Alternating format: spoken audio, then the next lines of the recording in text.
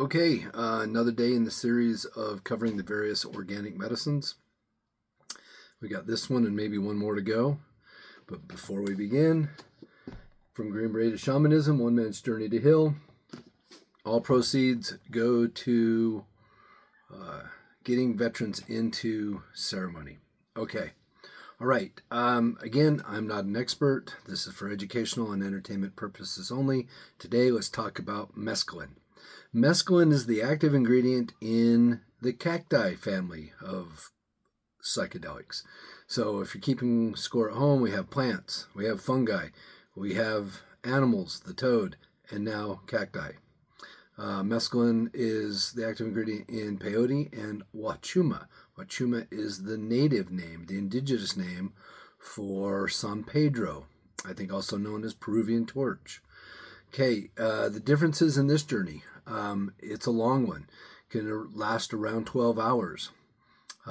It's both easy and difficult to obtain.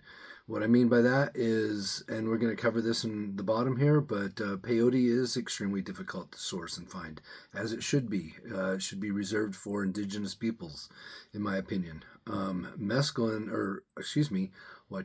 on the other hand, or San Pedro cactus can be found at some of your local nurseries, especially those that deal in cacti.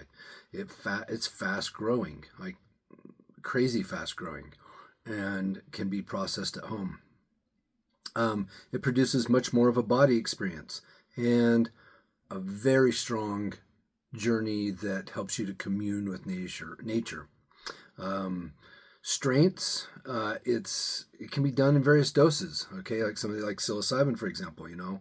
Any number of grams can be considered a dose, and depending on what you're searching for. Same with mescaline.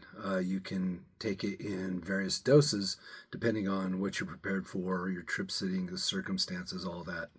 It's tremendous visuals, really great visuals, especially in nature. I wouldn't do this one if I were you. I would not do this one anywhere other than nature. It's all three: spiritual, recreational, and medicinal. Weaknesses, really, the taste. Tastes awful. Yeah, it really is.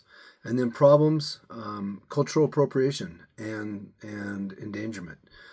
Not obviously not so much with San Pedro or huachuma, as it's better known, but especially with peyote.